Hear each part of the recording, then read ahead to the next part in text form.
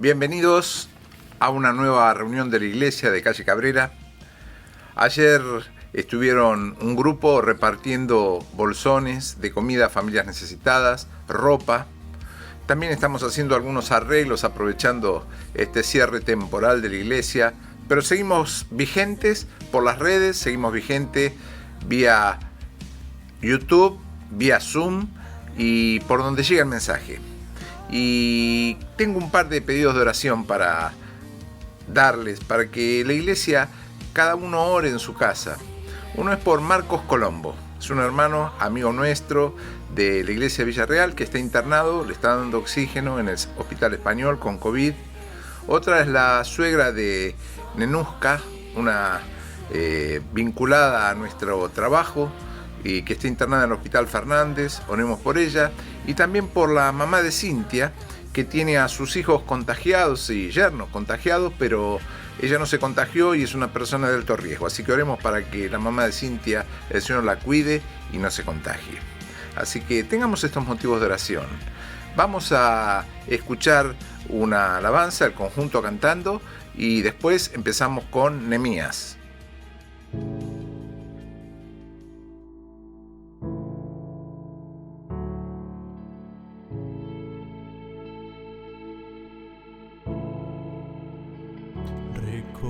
recordaré aquella cruz donde sangró y murió Jesús, heridas que por mí sufrió, crucificado Salvador.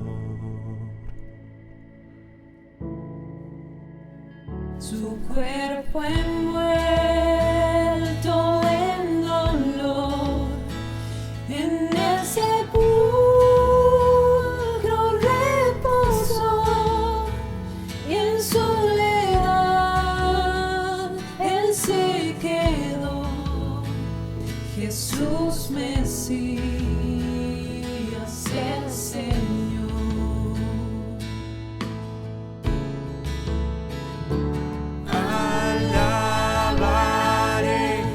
Señor mi Dios, su nombre yo proclamaré,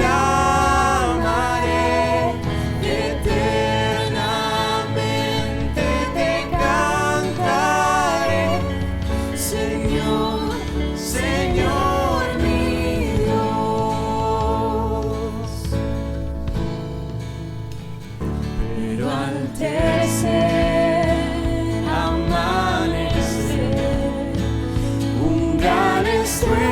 estruendo se escuchó, ¿dónde está muerte tu aguijón? Cristo Jesús resucitó.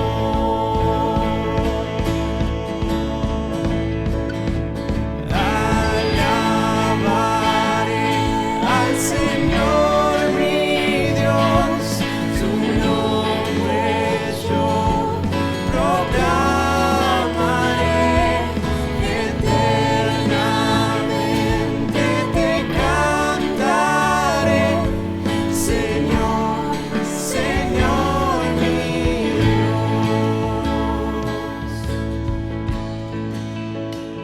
Muy pronto él regresará, su rostro resplandecerá, en su presencia estaré, y cara a cara le veré.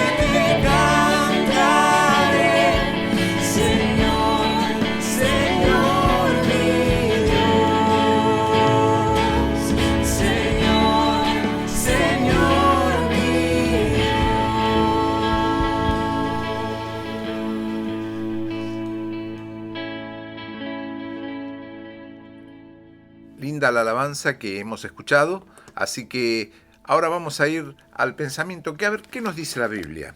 Estábamos viendo Nehemías, estos domingos anteriores hubo algunas visitas y paramos, pero quisiera terminar el tema de Nehemías, que es algo que si lo quisiéramos resumir, esto que vamos a ver fue lo que dijo el Señor en la noche de Getsemaní. La noche de Getsemaní el Señor se junta con sus discípulos y lleva a los 3 más íntimos a orar antes de ser entregado. Y cuando se los lleva a orar, les dice, velad y orad para que no entréis en tentación. Velad y orad. Y aquí Nehemías tiene esa misma tesitura ante la prueba, ante la dificultad. Ustedes se acordarán que en el capítulo 1, 2, que vimos antes, Nehemías tenía un dolor porque Jerusalén estaba destruida, sus murallas estaban derribadas y no había forma de protegerla contra sus enemigos. Y le pide al rey ajeno, al rey que estaba en lo que hoy sería Turquía, al rey le pide volver a su país para construir las murallas. Y el rey no solo lo deja ir, sino que le da la madera, le da custodia para que llegue allá. ¿Y qué había hecho Nehemías? Había orado, le había pedido a Dios. Y cuando llega, tiene un perfil bajo y empieza. Y después empieza la construcción y cada familia tuvo una tarea distinta. Ustedes los pueden ver en el capítulo 3. Cada familia empezó a construir.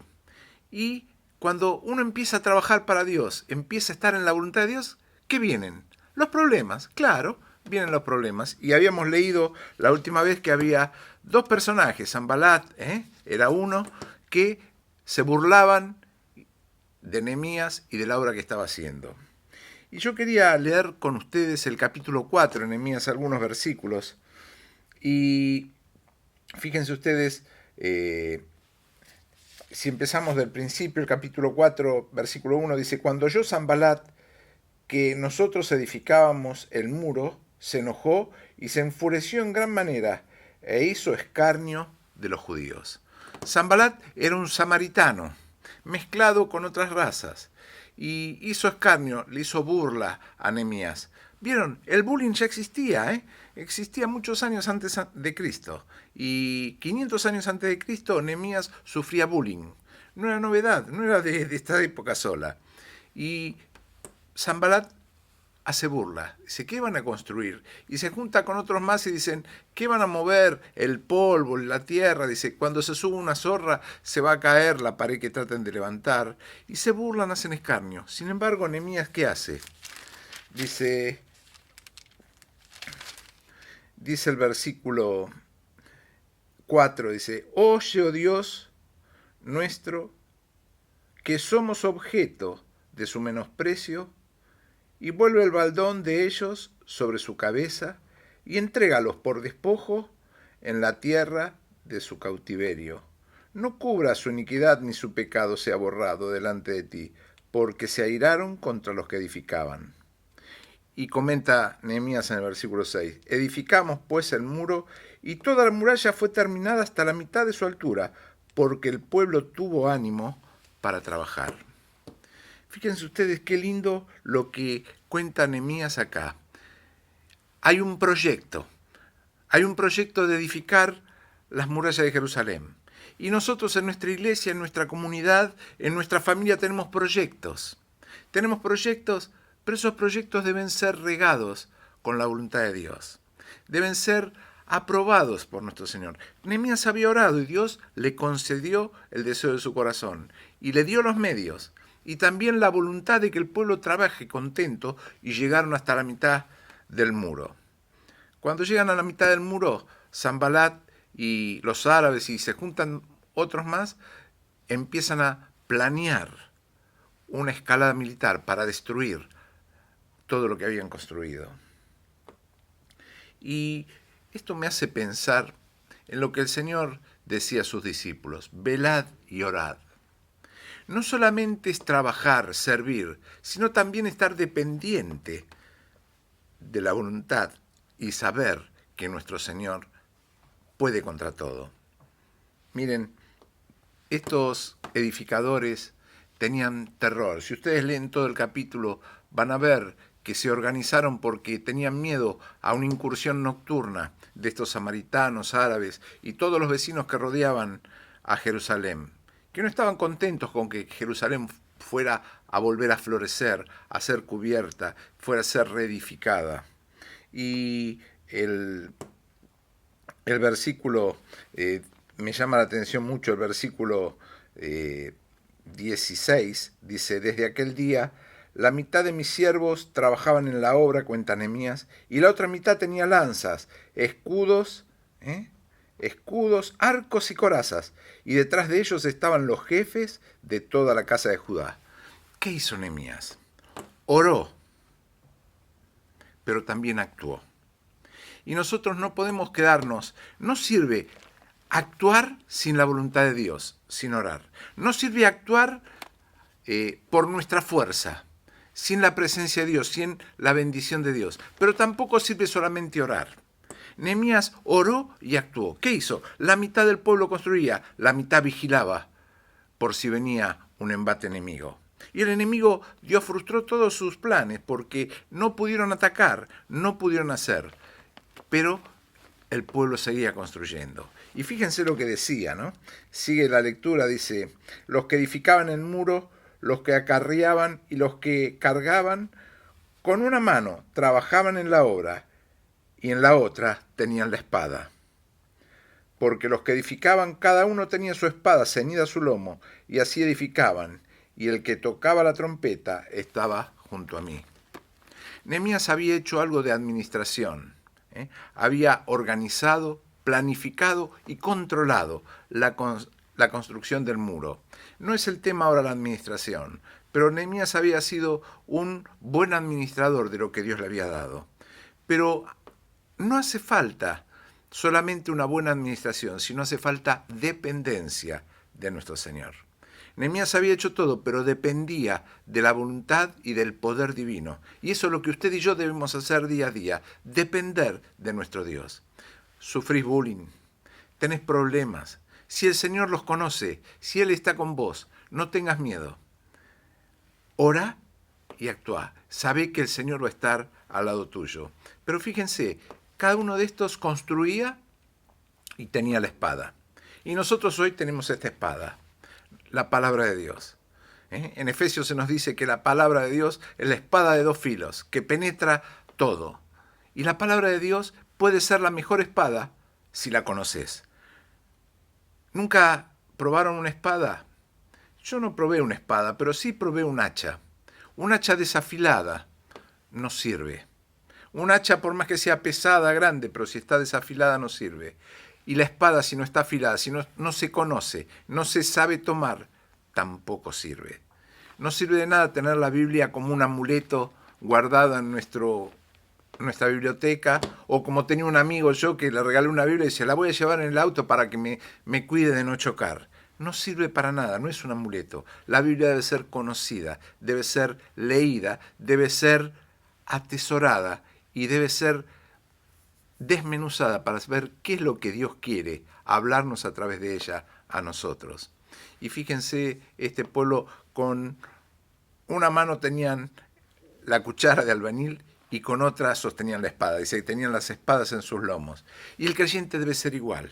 Debe estar trabajando en lo que Dios le puso, en la obra que Dios lo puso, en el lugar que Dios lo puso, pero también debe estar siempre con su palabra, con su espada en la mano.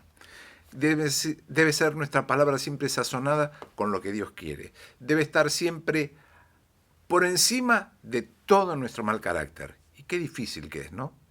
Qué difícil que es tratar de tener el carácter del Señor en nuestra vida.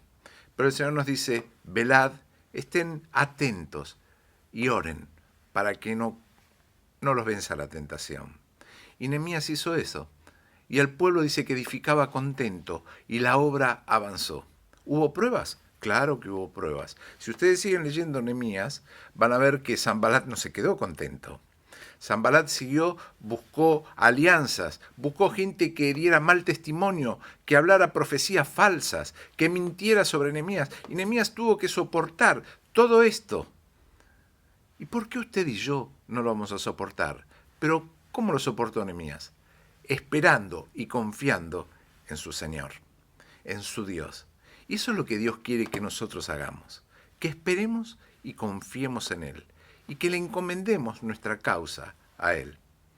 Mire, mi amigo, mi amiga, Cristo tiene una nueva vida para darle, si usted lo acepta. Si usted decide rendir su voluntad a la voluntad de Él. Dios quiere que su vida cambie, que cambie su futuro, que cambie su destino, pero usted debe dejarlo entrar en su vida. Y Él no entra forzosamente. Cada uno de nosotros debe aceptarlo en su corazón. Debe decirle, Señor, quiero pedirte que entres en mi vida, que me hagas una hija, un hijo tuyo, que perdones todos mis errores, perdones todos mis pecados, porque tu sangre que derramaste en esa cruz pagó el precio de mi pecado. Quiero ser una hija, un hijo tuyo. Señor, quiero andar en tu camino, que es mucho mejor que lo que yo puedo hacer. No dude, Nehemías oró, dependió de Dios, y Dios le dio la salvación, y la obra fue confirmada y terminada. Y así Dios quiere que pase en su vida. ¿Cuántas obras inconclusas? ¿Cuántos caminos que hemos agarrado y fueron chascos? ¿Cuántos negocios que eran brillantes y se oscurecieron? ¿Cuántas cosas que nos equivocamos? ¿Por qué no dependemos de Dios? Él conoce nuestro camino, conoce nuestra vida y conoce qué es lo mejor para usted y para mí. Velad y orad para que no entréis en tentación. Velemos, estemos atentos, conozcamos la Biblia, oremos con Él y sigamos la voluntad de Dios. Es lo mejor que puede hacer para su vida y para la mía. Miren, estas épocas de pandemia, donde hasta los presidentes están afectados por este virus, que no mira ni a grandes ni a chicos, ni a pobres ni a ricos. Este virus es como el pecado afecta a todos, pero la sangre de Cristo pagó el precio de nuestro pecado y nos da la vida eterna. Sabemos que cuando usted recibe a Cristo, tenemos una morada allá en el cielo preparada para cada uno de nosotros, para nuestra vida eterna junto con Él. ¿Por qué no piensa, por qué no lo prueba a Cristo? Dígale, Señor, yo no tengo fe, pero quisiera probar esto que me dicen. Pruébelo, va a ver que es la mejor prueba que va a hacer en su vida, porque cuando Cristo entra, la vida cambia, la paz de Dios es distinta a cualquier paz que pueda haber sentido antes. Ojalá que lo pueda hacer, como el ejemplo de Nehemías, y los invito a leer los capítulos que siguen, para que vean cómo Dios obró en la vida de un hombre que era simplemente un catador de vinos, y Dios lo puso a ser el constructor de la muralla de la gran ciudad. Ojalá que lo pueda hacer usted en su vida, que podamos caminar esta semana tomados de la mano del Señor. Que Dios nos bendiga.